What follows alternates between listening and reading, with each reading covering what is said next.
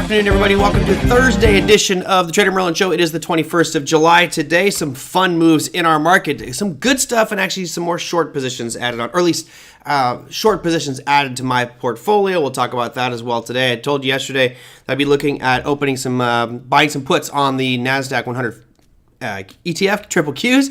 Can't even talk today. I've been talking all morning.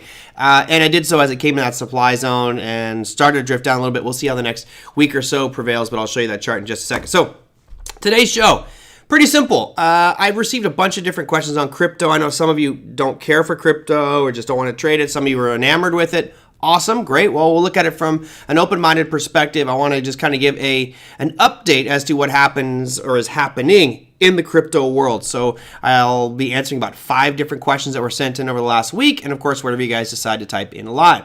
Now that said, let's dive into our top 7 here because there was some interesting changes, or at least moves. Notice we have this trend line drawn on the crude oil chart, and we talked about it, respecting this downtrend line. Beautiful the way it hit today, and just aggressively sold off. Now, what's noteworthy for anybody who's trading these types of chart patterns, boy, watch it. And if we end up breaking down below, it's kind of tricky because these tails from the 14th of July kind of mess things up. But you can see clearly that it's just getting weaker and weaker and weaker, and the fact that it's respecting this trend line almost makes this a descending triangle. So once we get down below, let's say 93.50, there's a potential for some big downside moves here in crude oil, which I'm sure would make anybody who'll be driving this summer very happy to see the price of crude oil dropping. We finally got under $6 a gallon out here in Southern California, thank goodness, although I don't really drive much anyway. So that was your big move down today, down 3.35% for crude oil, totally respecting that downward trend line we drew there about a week or so ago. Bitcoin was your next victim, down 1.9%, although not really that bad of a day. One thing I like to look for with regards to supply and demand is when something breaks out of a supply zone, generally that will become a demand zone. And here you can see we sold off today's session, dropped back into the zone, but actually closed a little bit higher. So that's a positive sign that buyers are still there, even though it's a red candle. Still feeling somewhat optimistic off this current trend. Of course, only time will tell, but this is definitely a positive sign, even though it's red today, that it didn't give back. It didn't have a fake breakout of this. It's still holding above the break level. So that's good for anybody who's optimistic for crypto. And of course, we'll talk a lot more about that on today's show. Russell 2000 was your next one, but we're no longer victims here. These are glorious gains. 0.31% was what the Russell is up as we speak right now, 1834. And as I look off to the left-hand side of this chart, there's really nothing right now. You can see these monster 4 red candles. Well, that really tells me that about 1890 is that next area where I needed to look for the Russell to have any real difficulty or slowing down. Right now it's at 1833, so that would entail about another 60 points to the upside here for the Russell. So anybody who's long, probably music to your ears. Slightly better than that was the Dow Jones. Here's the Dow futures. They were up about 0.4% today. 31,981 is where we closed at, and it's got almost a similar picture to Bitcoin, where it broke up and then kind of came back down. Still looking good all in all for the Dow futures, although there's other indexes I like more.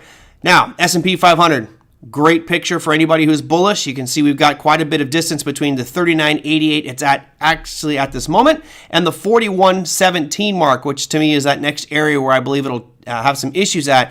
Well, that's 200 points away. 200 points away from the breakout.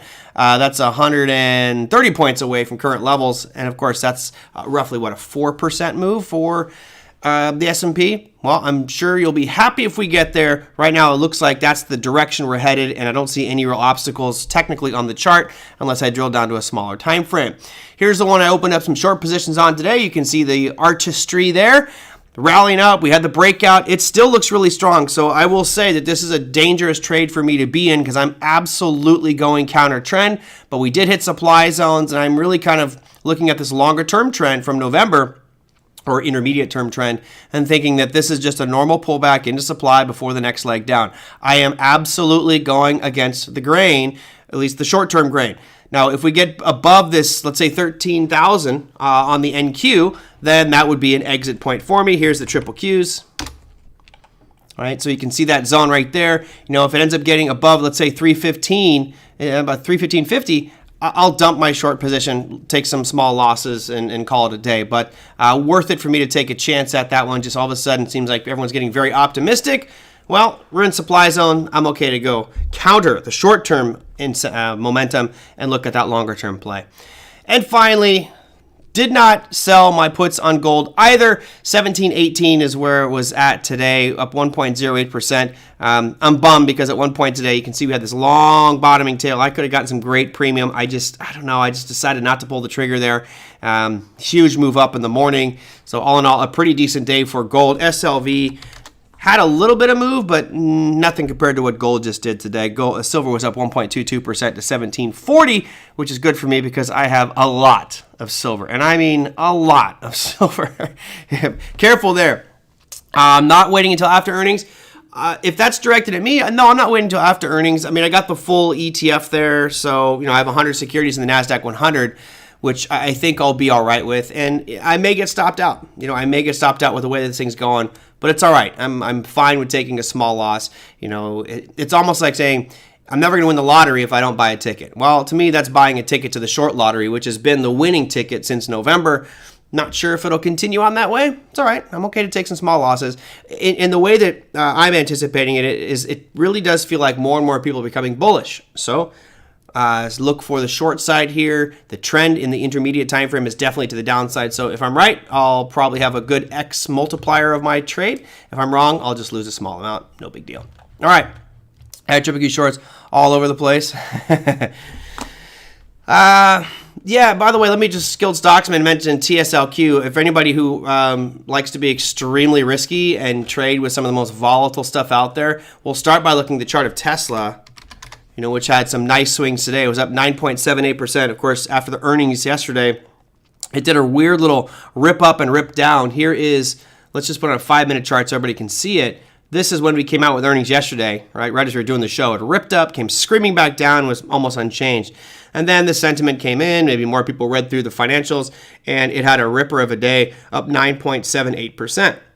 So that's all fine and dandy, looking good on that daily chart. Nice breakout, excellent. Probably going to end up closing this gap, which is right around 165. And then there's a lot of other supply zones that are much higher.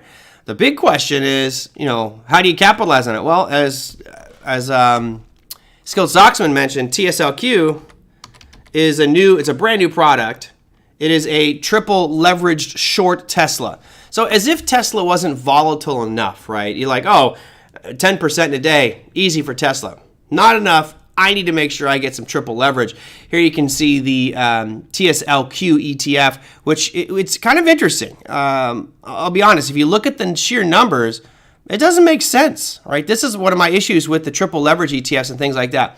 Notice that this is a triple short, right?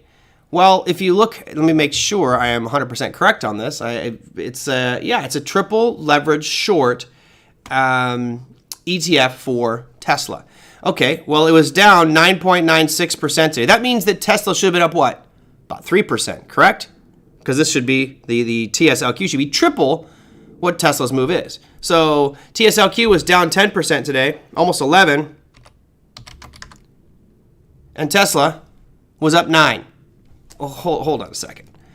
You're a triple inverse ETF, and the security that you're tracking is up 10%. I don't know, maybe basic math in my head tells me that ETF should be down about 27% today. That's what it should be down. So weird to me to see the disconnect there. But yeah, play with it at your will. I won't be touching that one, TSLQ, just way too volatile. And since it's so new, it does not have a lot of volume on it. You have almost 1 million shares, which is decent, but it's not doing what it's supposed to do. It is supposed to be triple the opposite of what Tesla did. And today Tesla was up 10% and this thing was down 10%. That's 1-to-1. It's kind of weird. Well, yeah, Drew says MicroStrategy has insane correlation to Bitcoin, and absolutely. I mean, look, this is pretty much a Bitcoin proxy. There's so much Bitcoin sitting at MicroStrategy, it's insane. And let's just look at the Bitcoin futures real quick so you can see the parallel. They look fairly similar, right? So as a percentage goes, though, I think it is important to note. Let's go back to the all-time high here back in November and just see how much Bitcoin is down, just to put it into perspective. Because a lot of people are thinking MicroStrategy is a great proxy. Well, Bitcoin's down 73%, or excuse me, it was down 73%. Now, if I look at MicroStrategy, it's a different picture. It's more. All right, so let's do snap here so I get the exact numbers. Going from that peak we saw back on November 9th to the low that it achieved on May 12th, you're down 80, call it 85%. So MicroStrategy in this sense is weaker than Bitcoin. And you're probably wondering, well, why would that be? Look, I think there's a lot of pressure on MicroStrategy because it holds so much Bitcoin. There is the threat of it being leveraged out, which puts it at more risk. It's kind of like saying I have two bonds. One is going to pay me 3% and is very safe. One's going to pay me 9% and is extremely risky. Well, there's that risk-reward trade-off. In this case, MicroStrategy, there is a potential for liquidation because they have collateralized loans using Bitcoin. And they're not a Bitcoin company. They're just holding Bitcoin, right? They taking all their money and borrowing as much as they can to buy Bitcoin, which I believe in the long term will probably be a good play. In the short term, though, it's extremely risky. If Bitcoin continues to drop, MicroStrategy could face some significant downside moves. Now, that said, MicroStrategy hit a low of $132, and it's currently trading at 287. So you're over 100% gain on MicroStrategy in about a month and a half. So not too shabby. All right. Let me see what I got here. Being single makes you immune to the Widowmaker? Or are you talking about my triple Qs? Tesla actually would have terrible earnings if it didn't sell Bitcoin. Correct. And that's part of it is they're just looking to shore up and make sure they have more cash on hand. I think that was the main reason. So people asking why did Tesla sell 75% of their Bitcoin to the tune of about $900 million to be more liquid and to generate cash, to have cash on hand. And the sad part is that Bitcoin is actually a better form of cash. It's just more volatile. 85% correlation sounds pretty good. Yep. Oh, got Gbtc. You call that a friend? Gbtc is a mess. I would never touch Gbtc. That thing is such a weird price. Remember, this is supposed to be 1/1000th of a Bitcoin. Here's Gbtc, which is a Bitcoin trust. It's trading at $15, which means Bitcoin should be $15,000. That's interesting because Bitcoin's actually $23,000. So this is broken as well. Terrible break. Is silver? I've never heard that called the Widowmaker. Yeah, that's true. I have a lot of exposure to the Widowmaker. I'm a believer in commodities, and I think silver is one that has a lot of utility that'll be consumed, unlike gold, which is not consumed. Robert asked about BITO. Personally, leave it alone.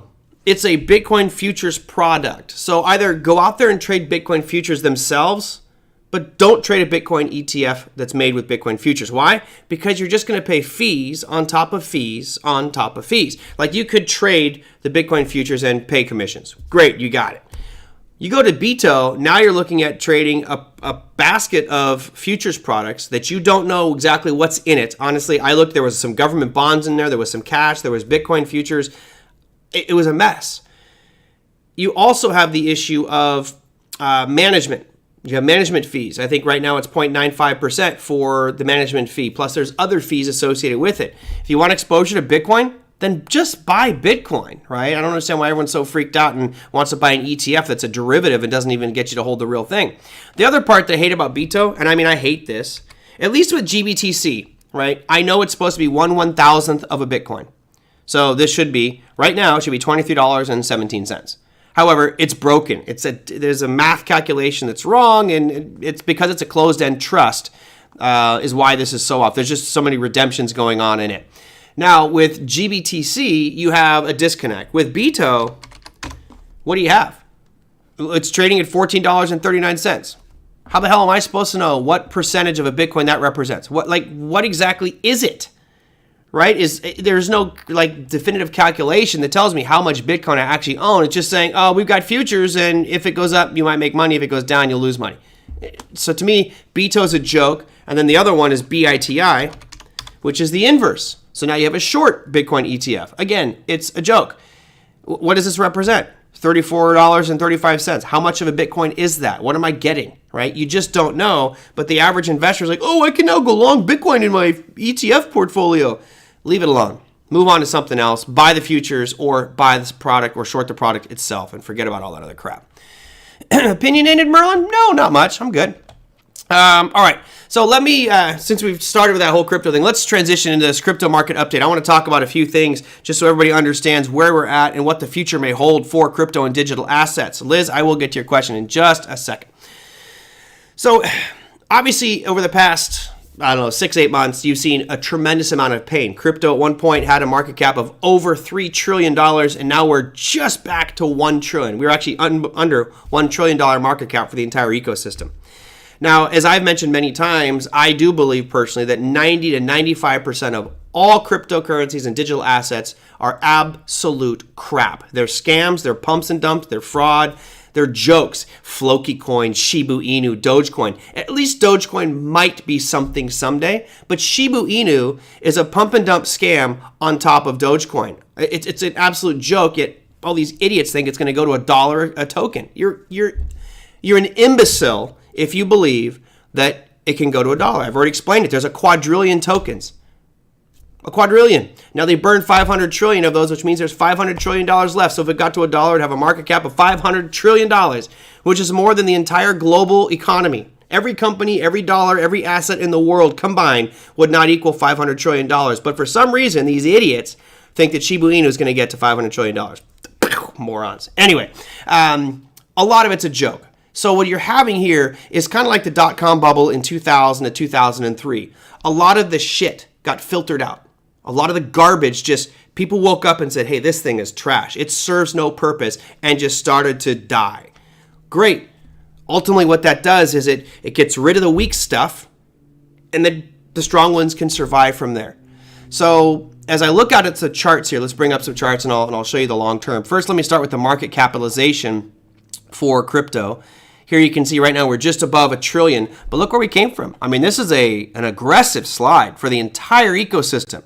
And I think a lot of that has to do with most of its crap. You know, is Bitcoin crap? Absolutely not. I think Bitcoin is phenomenal. In my Crypto Investor Live session this morning, we talked about Ethereum and what an Ethereum virtual machine is, right? An EVM. This is amazing, groundbreaking technology that will actually and potentially create a world computer, a decentralized global computer that you can utilize. And to access that computer, you're going to use Ethereum. Well, why would I not want to hold Ethereum if they're developing this massive global network of computational power and smart contracts and business tools? Awesome. Could completely revolutionize the way we do things. So, things like Bitcoin and Ethereum absolutely stand by. Things like Bored Ape Yacht Club. Well, maybe it's more of a brand. It's like saying I'm going to have a Louis Vuitton handbag. Look, I'm just as happy putting all my stuff, my wallet, my ID, my phone in a brown paper bag that cost me half of a cent at the grocery store versus $6,000 for a Louis Vuitton bag so I can be like, hey, look how pretentious I am. I have a lot of money. It's just differences in personality types and people. So as we run through this, I'll definitely be candid and let you know what I think of a lot of these. Most of the ones I follow and watch, I think are legit projects. So I don't really look at the shit coins too much on this program. So here's the big picture. Obviously, things aggressively sold off. What I find interesting, especially about Bitcoin, which will be my main focus for today, is, as we pointed out, it's had this characteristic, at least for the past few months, where it's aggressively sold off, takes a breather. Sells off again, takes a breather. Sells off again, takes a breather. Now, we've had similar situations like this for Bitcoin in the past. What's noteworthy for today right now, actually the last 2 days, is we've broken above this area of supply, right? We broke above that 23,000 mark. We're pretty much at it right now. If we can get some momentum in here, then I think you'll start to see it rally back up and get back up to this next supply level. What's more important is getting, clarity from regulators and the industry on Bitcoin and getting people to calm down a little bit because there's a ton of panic having to do with the leverage. Now, I'll run through other things like Celsius right here. Right, here's your Celsius token, which is down even more. Was it $8 and now it's down at 95 cents? Celsius is one of those ones that's going to go bankrupt, and so is Voyager. And the main reason is they were over leveraged. So if you look at what caused part of the reason for the housing bubble, let's let you guys interact with me. Tell me as quick as you can, what was the cause of the housing bubble that we saw back in 2007, 8, and then finally collapsed into 2009. And it's not just a U.S. phenomenon. This is global. What do you think caused that bubble to pop? I'm sorry, not to pop, but created that bubble, right? There was a series of of events that cause that. And I think that the parallel I'm going to draw is very close to what you have here with crypto. And as I give you a little second of time here to fill it out, let me read this question. When the internet bubble burst, there was still 95% of the internet to be built. Yep, this is typically the tech bubbles like railroads, etc. I agree. I think, Tom, there's so much yet to be discovered. People are fighting to develop projects right now, and some of those might succeed, some of those are going to fail, and I don't know what's going to work or what's not. I'm doing as much research and thinking, deep thought actually, thinking, okay, how is this project going to change the world outside my doors, right? And if I can figure that out and maybe make a little more allocation in that area, then I'm going to feel better about my investments. So let me see. You guys said credit, subprime loans, put into junk funds, easy lending, overextension of credit. Yep, too much debt. So you guys might remember something called ladder loans. I read an article back in 2007 about the UK housing market. And what the housing market was doing, or what they were doing, is somebody like myself would come in and buy a home. I barely had the money for this one home, but I would buy a home. Yeah, exactly, Drew. It's the Jenga scene. That's exactly what I'm going to describe right here. Yeah, right. Crypto show with no Brendan. I mean, what the heck? What happened is I would go and buy a home in the UK, and the property value was going up so quickly that I would just take that and I would leverage it and buy another home. And basically, the only reason I'm getting the next loan is because I have this other house. And they were so easy with their credit and lending that I could just keep on buying homes. And one of the articles I was looking at, this guy had like 100 houses. And he goes, I don't really even have any money. And I'm like, well, hold on a second. Because he was just leveraging everything against the one property. So if that housing market takes a dive at all, the entire thing comes crashing down, which is similar to what we saw in the US. Maybe not 100, but I think even in the movie The Big Short, like he's talking to a stripper and she's like, oh, I own 5 homes. It's like, yeah, because you're just ladder loaning these things and it comes crashing down. Exactly right, Don. Over leverage. So with that in mind, how did we get this bubble to inflate in crypto as significant as, if you look right here from 2020, the lows on March 11th, the low for Bitcoin was 4,200. We could just move forward into April. So we are not even, well, actually, just call it one full year, it was at 65,000. Now, for anybody who wants to track percentage gains, just because I'm a goober and I want to show you that kind of stuff, let's go up here and show you that one. It's got to come down to this drop. That's a gain of roughly, 1,585% in 1 year. How did that happen? Well, it happened because you have these lending protocols, which I talk a lot about in my CIL program, where you would take your crypto, deposit it, and earn yield. I could take my Bitcoin, deposit it over at crypto.com, and make 9%. That was their rate, 9%. Well, I'm going to hold it anyway, so take my crypto, take my Bitcoin, and pay me 9%. Same thing at Celsius, same thing at Voyager and Nexo and BlockFi, right? I had crypto all over the place. And what they were doing, like, how are they going to pay me 9%? What they do is they take those assets, take loans against them, and then they were lending out money to people who would say, I'll pay you 15%. So you have a company like Three Arrows Capital. Three Arrows Capital, I don't know the exact numbers, but Three Arrows Capital would say, hey, Celsius, I'll pay you 12%. Give me $100 million, I'll pay you 12%. Celsius is going, I make 12% on this loan, and my customers, I have to pay them 6%, which means I basically make 6% risk-free. They're basically doing what a bank does. I'm taking your deposits, I'm lending that out essentially, and earning yield. And I capture this big spread. So that's a huge factor in what happened here. Three Arrows Capital was now taking this borrowed money and just gobbling up all sorts of crypto, and actually gobbling up all sorts of crypto, driving this market up. Then, of course, they went out and bought a whole bunch of UST. But it's the leveraging. It's the fact that these lending protocols were going out there and buying a whole bunch more crypto on margin, essentially. So as this thing started to collapse, a lot of that needed to be sold off. You also had the invention of perpetual futures products for the crypto world, which allowed people to come in with, $100 and be trading, theoretically, $50,000 or $100,000 worth of crypto using futures products. So I think leverage is the next big step that caused this to really surge to the upside. And I think you all know, if you don't, you'll experience at some point, when you have a period of overextending of leverage or overutilization of leverage, it never, ever ends well. Look at Lehman Brothers, Bear Stearns. They died because of over-leveraging. And I think you're seeing that right now. The good news for us is we've had this significant market crash. We've had this huge pullback. Now, Granted, it's a monstrous pullback to the tune of 70%, 80%, but it's still not even to the 2020 lows. It's not like this is like the most monumental thing. Bitcoin has crashed 83% 2 other times in the past. So this is our 3rd time of doing it. It's also our 3rd 4-year cycle. So this happens fairly regularly with regards to Bitcoin. So just one thing to keep in mind is this is not a one-off event. An 83% decline has happened before. The good news is we've stabilized and we're starting to break up. Now, I personally do not think that we are done. I think that the pain point that I'm talking about with these lending protocols like Celsius, like Voyager, they still have to go through bankruptcy proceedings. And we still have not seen those assets sold to pay their creditors. To me, once that is done, then that's when the market will probably rebound. And I am targeting November. Late October, maybe to mid-November is when the market will bottom out. I think that this lawsuits will have, or not the lawsuits, the liquidation of the assets at Celsius, Voyager, BlockFi, and any other firm caught up in this garbage will have gone through the courts, been liquidated, and then there's no longer that immense selling pressure. So that is a very positive sign, but I don't think we're done yet. So for those who are super bullish, I know Brendan would be like, no way, we're going to the moon.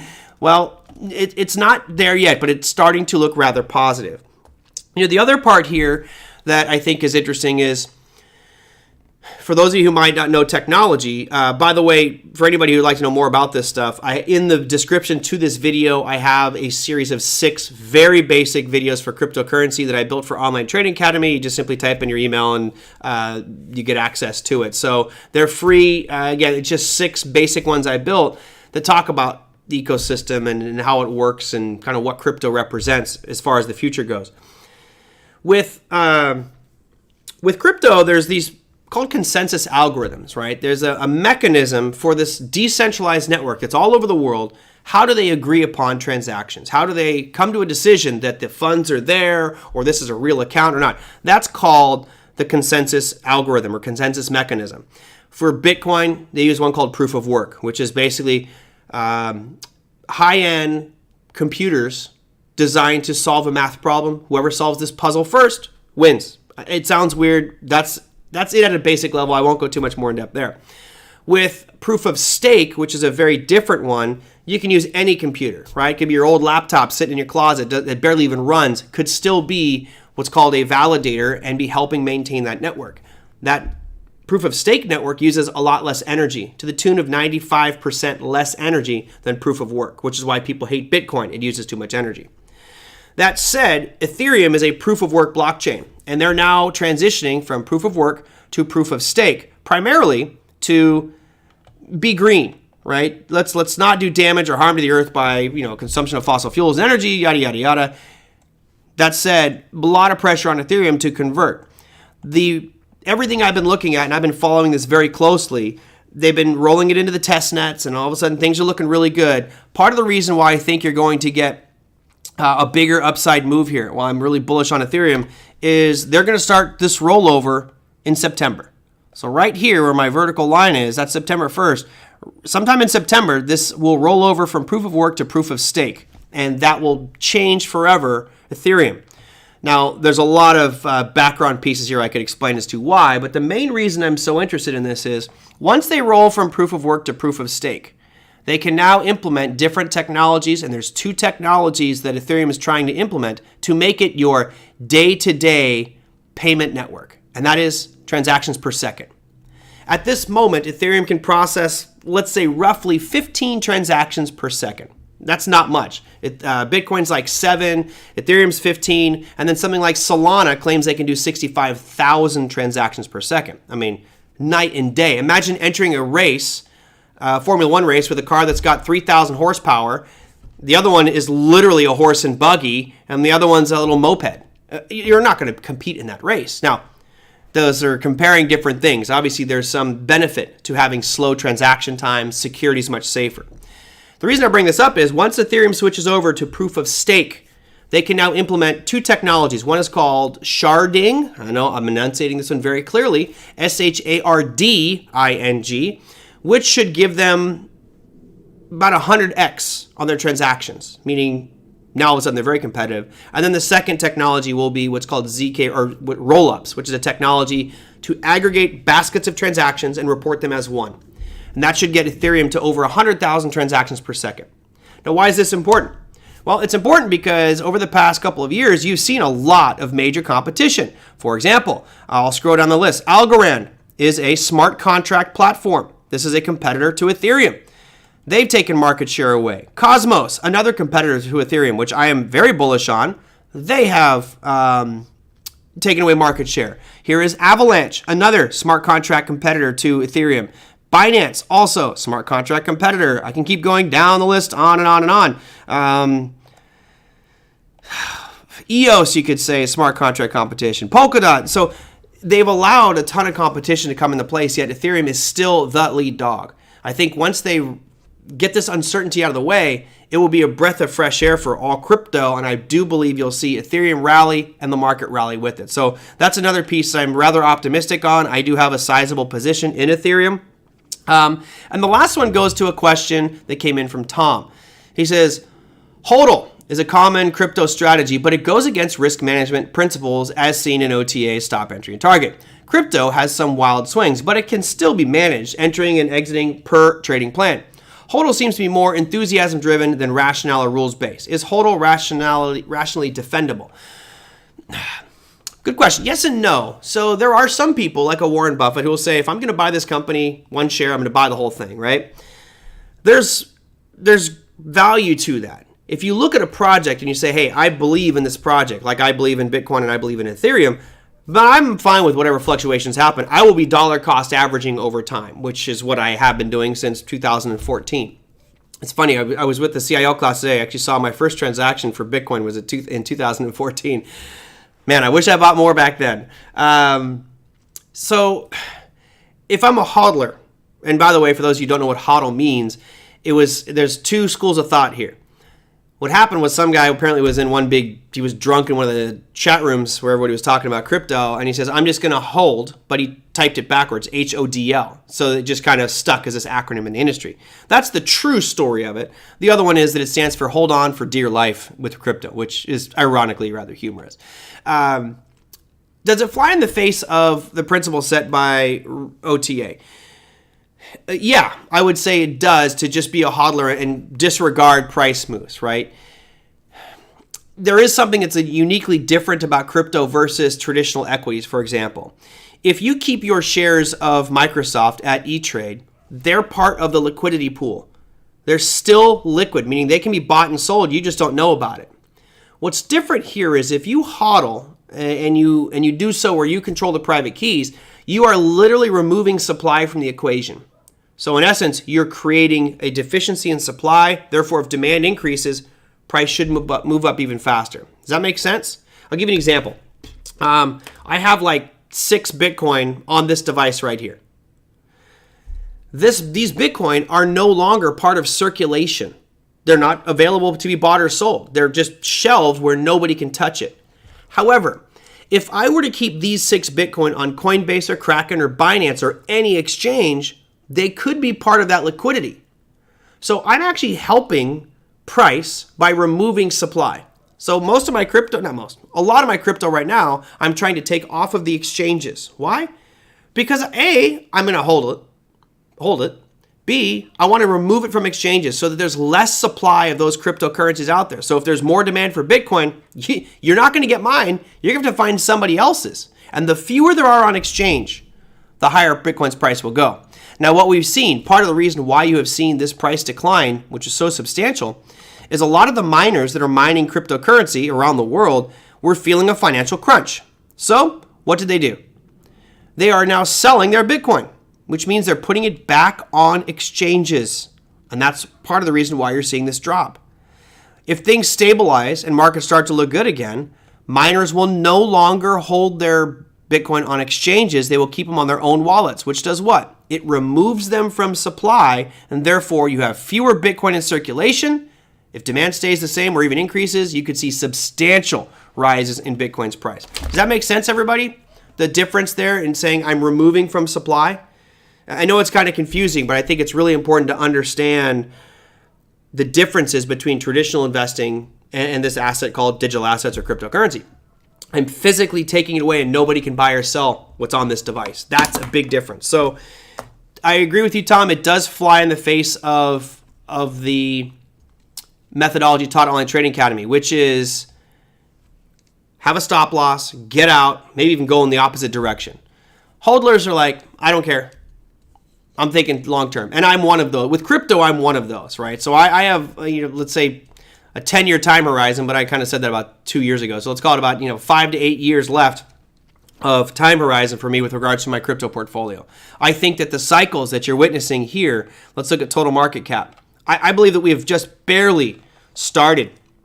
And you notice here's the trend line as long as I can get it. This is not logarithmic, so to make Tom happy and hopefully give him a smile today, I'll click the log button. It doesn't look great. It actually looks like a head and shoulders pattern now, but look back to where we were. Right? You can tell that there's definitely a clear uptrend here. And it, given the long-term trend, this may be that point where we start to bottom out a little bit here and move back up. I think, and of course I'm biased because I am long crypto. I'm long a lot of Bitcoin and Ethereum and others, but I'm one of those believers that 10 years down the road, you'll be going, I cannot believe I didn't buy Bitcoin at 30,000. It's one of those, you're like, 30,000, that seems insane. Yeah, 10 years down the road, I think you're looking at least $1 million a coin. Why? Supply and demand. If it becomes more mainstream, if this technology really does catch on like I think it is, then it could be commonplace around the world. You could, instead of having to buy euros or yen or pounds and convert everywhere, you'll just be going into stores saying, all right, I'm just going to make it Bitcoin, boom, my layer 2 technology so I can pay in 2 seconds, done, move on.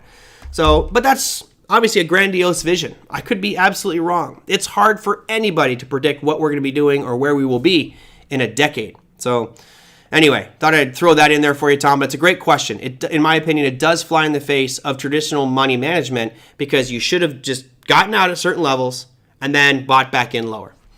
Okay, I got a whole bunch of interaction here. What about regulation? Robert, great question.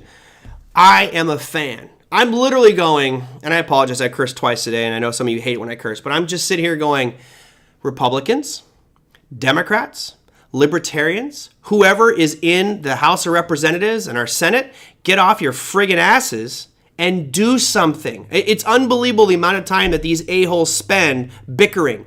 Do something. If you saw what happened with UST, you saw what happened with these lending protocols. Get off your ass. Bring in the highly intelligent people in this industry, which they have already done, and make some rules for this. And it's not just for this. It's about education. It's about guns. It's about retirement accounts. I mean, the list of incompetence from our elected officials is so beyond comprehension that I'm about to go finish a bottle of whiskey and drown my depression in it. I'm kidding. I wouldn't finish a bottle of whiskey. But it drives me nuts when I look at them always saying, oh, well, we're closed for... we're going to take a session break here at the Senate. You didn't do anything. You insulted each other because they're a different view from Democrat or Republican. Can we all just figure out how to make this place better? Putting rules around crypto would be an important step. I embrace it. I cannot wait for the rules because as soon as the government steps in and says, hey, everybody calm down. You can do this. You can't do that or that, but you can do this, and here's the rules. Great. We'll get rules around lending protocols. We'll get rules around stable coins. We'll get rules around so many things. And once we have that, the naysayers who are freaked out will go, hey, you know what? The government has stepped in and put barriers on here so I feel safer, right? When that happens, I will be extremely happy. I don't believe that the U.S. is so stupid that they would go ban all cryptocurrency. This is an undeniable technology trend that's happening. Even if it's not just crypto, you could talk about blockchain, right? Blockchain is incredible at what it can do. It's a trustless system. Right now, you and I all operate off of trust systems. You have to trust that Geico has your information safe and that they're going to pay you. You have to trust that your Chase or Wells Fargo or Bank of America account has your exact number on your balance to the T perfect and they never mess up. I'll tell you, they do mess up. So you should always check your balances. I've caught my bank twice in my lifetime with big errors in my account. It's a trust thing. With blockchain, I don't need to worry about it. It's perfectly immutable record held in a decentralized network. It's safer, it's better, it's more efficient. So anyway, my ears are getting red. You notice that? They match my shirt now. I think you make me all worked up. So I think regulation is great. Bring it on. It's just how heavy is that hand of government going to be? I really hope it's not over the top. But I think it could actually help out the industry significantly. If you look at Cynthia Loomis from Wyoming, she is probably one of the smartest ones out there in Senate with regards to this. Why? Because she's speaking to people like Charles Hoskinson. Could you say that Oh, my again? stupid watch. I hate this thing. She is talking to people like Caitlin Long, who is a brilliant mind in the crypto space. I mean, she is so clear on what blockchain technology can do to the entire financial world. She's pushing it. So, bring on regulation. I think it'll be a great thing. It's just our elected officials are so damn slow. It's just crazy how slow they are. And I think part of it is they're so slow because they need to position themselves so they can capitalize financially off the decisions that they make. A lot of you guys are going to type in, oh, Nancy Pelosi.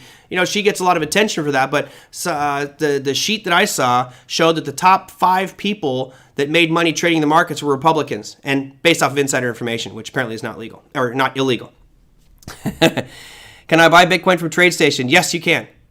Yeah, TradeStation does have it. I don't use TradeStation for that. You have to open a TradeStation crypto account. Careful with that. If I remember correctly, when I was looking at it, you couldn't move off of TradeStation. So if they won't let you take your crypto off an exchange or off that platform, move somewhere else. You have to open a special account for that one. Yeah, long vacations for Congress, it's ridiculous. And then, by the way, when you die or if you retire, you get health benefits for life and pay, and you earn money for the rest of your life. It's ridiculous. All right, let me see. Joe Frank said, do people ever think getting paid 9% or more for your crypto is too good to be true, to be risk-free? Correct. I think that most people did. I looked at it that way too. I mean, that's why I never put everything in one basket. I had stuff spread all over because, come on, I've been doing this long enough to know getting paid 9% is pretty crazy. There was one guy who was asking me. He asked actually in the digital assets program for OTA. What did he say? He brought up some website, and they're saying he can get 12% a day rate of returns or things like that. I'm like, come on, man, come on. Even if someone can guarantee you 12% per year, anytime you throw that guarantee word out there, that's sketchy. But there are people out there doing it. What else do I got? I still don't understand the practicality of proof of work. Doug, that's a long discussion. I won't go in depth on that, but the practicality is you have people from all over the world who are decentralized, all competing to solve this problem, and it's the computational power that makes that network safe. In a short-winded answer, let's see. What year did you predict Bitcoin at 10,000? That was I think that was when we started TraderMerlin, right? So that was in February of 2020. And it was supposed to be for the end of 2022, the end of this year. So, I will probably miss on that one. I was like 61% right when I picked 20. It's a Fibonacci number, right? 61.8. Yes, get your hard wallet as soon as you can. GD, Merlin, if countries are planning to create their own digital currencies, and they are as we speak with CBDCs, which they can track everything we do, why do you think they will allow Bitcoin? I don't think they have a choice. You can't stop Bitcoin. You could make it a federal crime to transact in Bitcoin, but I think what will happen is they're going to try to make it, at this point, I think the government wants to make sure that they can tax cryptocurrency, right? That's the most important thing. The other piece for the U.S., which I think a lot of people don't understand, is it's so important for the U.S. to maintain the reserve currency status for the world. If we lose that, the U.S. is in trouble, and it's a threat.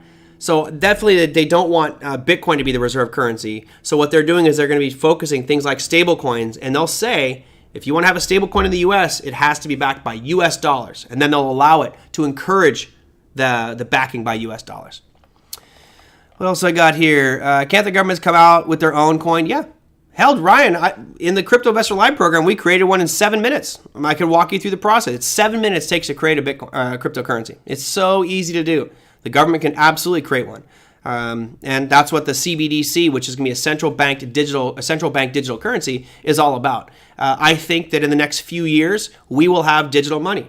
I mean, think of how much easier it is to have digital money. Right now, a lot of you are using Venmo, PayPal, Google Cash, right? You're all using these apps. That's digital money. So now the difference would be that you don't even receive a paycheck. The money just automatically goes straight from the Federal Reserve into your account. Boom. Now I question what that's going to look like. Will that interfere with banks? There's going to be financial bank disruption because we don't need banks? Well, I don't think that'll happen. The greed's going to always have a bank in the middle. But yeah, there's a ton there. They can create their own coin, and they will create their own coin. But I think that the world will adopt a decentralized system, right? If we have a central bank digital currency, everyone will go, oh, great, it's like Bitcoin. No. Bitcoin mathematically can only have 21 million coins. There will never be and cannot be any more than 21 million. It's a simple math equation. I could draw it out for you guys if you really wanted to see the math behind it. I can show you exactly why Bitcoin will never be more than 21 million. I know what people are saying, like, well, can't you just increase the number? No, you can't. It's in the code, and it can't be altered. Nice one, Joe. The CBD. Yeah, where's the THC in that CBDC? The other part here is you're going to have people like me that look at a CBDC and say, I don't want you watching every single thing I do. Look, I'm not doing anything illegal. I'm not going to whorehouses or buying black tar heroin or, doing terrorist events. I'm doing nothing like that. But still, I don't need anybody breathing down my neck looking at every single transaction. If you look at Apple, you look at Facebook, you look at Google, they know more information about you, your friends, and your family than they probably know about themselves, right? I think we'd all agree that they know way too much. Hell, my Apple Watch right now is tracking every single thing I do. It's like, hey, you stood up for 37 seconds. Are you tired? It's like, shut up, leave me alone. If you look at what they will know, I mean, you'll say, who's the most knowledgeable person with regards to consumption patterns on the face of the planet? It would be the Federal Reserve once they have a CBDC, and that's how the world is... the U.S. is transacting is with that currency. They'll know every single thing about every single person transactionally. Now, I pretty much am a collector of $100 bills because I think at some point you're going to have a big black market for fiat currency. I know it sounds weird, but imagine the day 10 years from now where we are all forced to use our phone. What makes me scared about that is the government could come in at any moment and say, oh, well, Merlin, you didn't pay your taxes. Boom, we froze your account. And I have no money. No access to it at all. That scares me. Even if there's a mistake, I got to fight it. Anyway, I'm going off and I haven't even had whiskey today. You guys have great questions. I hope I'm not boring you to death with the discussion. What will happen if some of the stable coins are not backed by anything, yet they have a large market cap? So you mean things like, you're talking algorithmic stable coins. So you could look at things like USDD, which is Tron's stable coin. That will probably collapse miserably, just like UST did, because it's a copy of UST. If you look at things like Tether, Tether is backed by, it says cash. No. Let's say 3.8% of Tether's holdings, which right now I believe is $65 billion of holdings. Only 3.8% of that is in cash. The rest is in God knows what. They released a statement that said it's corporate bonds, it's government bonds, but like what corporate bonds? You understand the spectrum here. I could go down to D-graded bonds, which are just absolute junk, Evergrande stuff, or I can go AAA government rated, right? What kind of bonds are in there? It's too risky. So I think what will happen is you'll see a shakeout. Right now, over the past 6 months, we've seen Tether assets drop significantly, and I think that they're going to slowly disappear. USDC has been surging with regards to market cap. And I don't think that's going to stop. I think by the end of the year, USDC, stablecoin, will be bigger than Tether. And the main reason is they're going, hey, we have cash and we have U.S. government bonds. So the government's going to go, well, this is great. Because if they own U.S. government bonds, it's backed by dollars, U.S. dollars. And that maintains our reserve currency status. So the U.S. government might even push USDC if they don't come out with their own. Let's see, what else? Margins. Be so much easier for the government to see where... Yeah, exactly. Totally, Echo. And that's scary. Absolutely scary. Tom, what do you say? The coin you created in class, I assume it's the Merlin coin. What's the price now? It was called there's one I created called the TraderMerlin coin, and another one I was just kind of joking called the World War III coin. You have to list it on an exchange. So one thing is to create the coin. The other one is to list it. So I've listed one of them on PancakeSwap. To do so, you have to create a liquidity pool. So I would have to donate or contribute some of the let's say it's TraderMerlin. I'd have to donate TraderMerlin tokens and also something that has value because it's the second portion of the liquidity pool that gives its value. So let's say, for example, I deposited 1 million TraderMerlin tokens and I deposited $1 million worth of Ethereum. Now my token is worth $1. It's 1 to 1, right? So I established the price there. If I put in one TraderMerlin token and $1 million worth of Ethereum, how much is my TraderMerlin token worth? It's worth $1 million. Simple. So I would have to come up with an amount of capital to do that. And I actually did. I created a liquidity pool, but it's really small because, look, I'm not going to scam people. I don't want to create a shit coin that serves no purpose. In my mind, I was trying to find a way to create a utility token, something that gives value to it, but I just have too many things on my plate. I would love to do it one day. I think it'd be fun. But that's how you have to create the price. You have to get it listed on an exchange. You have to create a liquidity pool. And then once you do that, it's easy. You go create demand by pumping on social media. Get a couple influencers and boom, you got yourself a Shiba Inu. Let's see. Gold. One sec. Let me get to the Bitcoin. Well, Luna fell. Tether did drop. Yes. Because it wasn't that Luna, it was UST. It was the fear that stablecoins would unpeg themselves. That's why everybody freaked out. Why 21 million? Because there's a mining reward. So if those miners that we talked about, they're trying to solve a puzzle. That puzzle is every 10 minutes, there's a new puzzle. Boom, boom, boom, boom. I know for you super technical people, that's not exactly the way it is, but these machines of the network are designed to solve that problem in about 10 minutes. So every 10 minutes, there's a new block of Bitcoin. Whoever solves that puzzle every 10 minutes will get a reward. It started off as 50 Bitcoin per block. Every 210,000 blocks that are mined, the reward gets cut in half. So it goes from 50 Bitcoin to 25 Bitcoin to 12 and a half to 6.25, where we are at right now. And I think in 2024, it's going to drop to 3.125 Bitcoin reward. And it just keeps on getting smaller and smaller and smaller. If I have time, I would actually show you mathematically how that looks. But I'm going to get to some questions here that I'm behind on. Yo, Mo, thanks for the live session. I think in 2 hours, we could be at the best point. Yeah. Well, I don't think 2 hours. You got to wait a little bit longer, but it's definitely, definitely a waiting game with Bitcoin right now. I'm going to read this one. I know this is totally off topic, but it got to me, and you know what? Never mind. I'll wait for it tomorrow. This is one it really chapped my hide. So we've already talked about the merge. Lewis says, thoughts on the Ethereum merge, please. I'm excited for it. I think it's going to happen very, very, very soon. It's going to be great. Next, we got Solana better than Ethereum. No, personally, Tian, I believe Ethereum is better. You know, if you look at it on paper, everyone says, oh, Solana is better because it's just faster. Well, that doesn't make it better. You know, it lacks in security. It's inherently decentralized. That's why it's so fast. The more decentralized a project becomes, the harder it is to get everybody to agree on a consensus, right? Imagine I have 5 people in a room, right here in this room, and I say, okay, we need to make a decision on this. Let's do it right now. Or I have 50 people all over the world. You know, which one's going to come to consensus faster? Well, the 5 people sitting in my room, because it's centralized. It's easy for us to do, but it's an inherently risky system. I don't have a lot of differentiation here. If 2 or 3 of those people collude together, I can manipulate the system. So the more decentralized you get, the safer a system will be. And Ethereum is much more decentralized than Solana. Solana has some pluses for it. It's got a unique technology behind it, which I think is cool. But if I had to pick one that's better, hands down, in my opinion, Ethereum. Let's see. What else do I got? I didn't quite understand this question, Kingsley. He says, in the past, bad transfer of GUSD from BlockFi to Coinbase, which was non-recoverable, but now it has shown up in Coinbase, but can supposedly trade on a DEX browser. Kingsley, give me more info here. I'd love to help you figure out this problem, but I don't quite understand it. It sounds like you moved GUSD from BlockFi to Coinbase, and it never showed up. Now it showed up, but it can only be traded on a DEX browser. That doesn't make any sense. If it showed up, you should be able to move it and trade it however you like. What's the next one? Greg, I sold. Oh, this is a great one.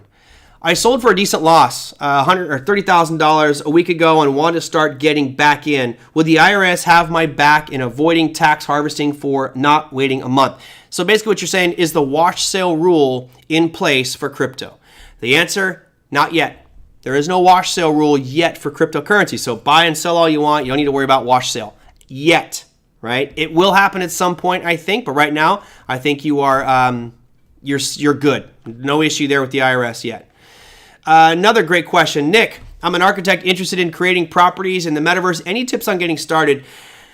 Unfortunately, I don't really have much in the way of tips for you. What I would recommend is find a specific project, things like Decentraland or Sandbox. Find the ones that are really popular and start building NFTs. It's extremely easy. You can go on YouTube and find out, how do I build NFTs or buildings in Decentraland. And they have builder kits. Like Decentraland has a builder kit. Here's Decentraland. This is inside the game, right? So we're looking at it right now. You could, nice little buildings. You can buy pieces of property and build your own stuff, but all this stuff, it's rather easy. It's pixelated and kind of grainy. I mean, who knows what this big tower, this giant tower right here. That's kind of cool. Hover, enter. So somebody designed all these little buildings here, really cool stuff. It's easy to do. You just got to buy the piece of property and then go for it. You can also sell NFTs in this space, which I think is a great way to make money. You design really cool clothing or functionality. You got to start, right? I think to make money in it, I think you got to do NFTs. In my mind, the bigger picture here would be down the road. If the metaverse really catches on, if you can architect buildings in the metaverse, then I think you've got a pretty good advantage as a business model, right? Start marketing yourself as, I'm a metaverse architect. You want me to build you some property? What do you want? And you'll have all kinds of templates, but it's not that hard, especially, I know Decentraland has a builder's kit, so it's real simple. But if you know specific programs that are native to those metaverse programs, start playing. I think right now it's kind of earlier than the gold rush, right? I think it's so early to this whole metaverse virtual world thing. Just find the ones that are popular and start working there. So Nick, I know I didn't give you too much information there. Sorry, but that's all I can give. Let me real quickly go through the calendar for tomorrow because I do want to keep this under an hour. Here's your calendar for tomorrow. It's actually a pretty busy day. You can see lots of services manufacturing numbers going on for the euro, which of course had a rate increase this week, which is great. You have retail sales coming out for Canada, and for the US, really our only announcement for tomorrow, flash services and manufacturing coming out tomorrow. With regards to earnings, it's going to be a good one. Twitter, this should be fun. We got TWTR reporting earnings tomorrow. For those who have not been following along, Twitter has been a wild ride. Lots of gyrations and volatility. It pulled right back up into some overhead supply and now is just hesitating. I will not be playing this earnings tomorrow, but we'll be watching it after the on tomorrow's show. This all happened before market open because tomorrow is, of course, Friday. You've got Cleveland-Cliffs, Next Era Energy, American Express, HCA Healthcare, Schlumberger, and Verizon Communications all reporting earnings tomorrow. Now, Yo-Yo says, what do you think about Avax? I'm a huge fan. I think Avalanche is a great project. It's great technology. It's got a different consensus algorithm.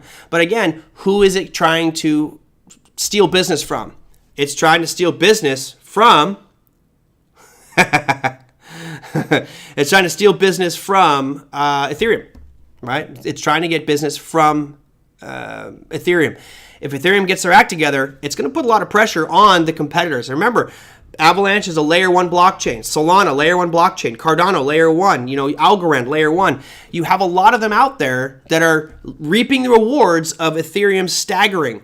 But if Ethereum can get back on its feet and go, hey, we're now proof of stake, check us out, boom, it could vault itself into more dominance, especially if they start to reduce their transaction costs.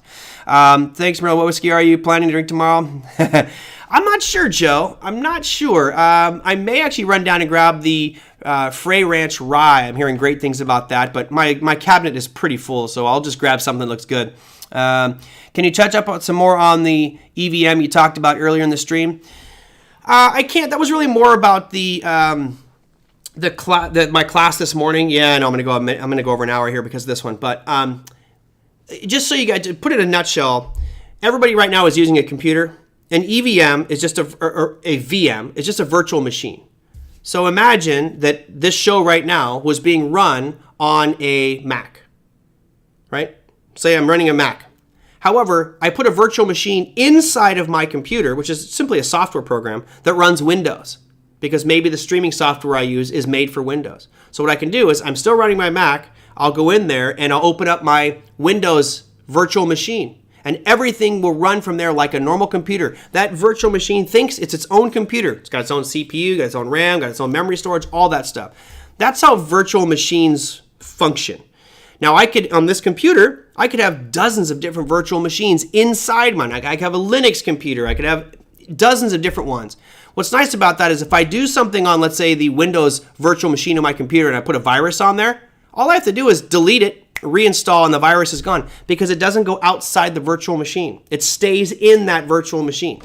So the reason that Ethereum is so popular is it uses a virtual machine that's decentralized. There's tens of thousands of Ethereum virtual machines around the world, which are making it a global supercomputer. I know, Tom, and Big Eb's not even here today.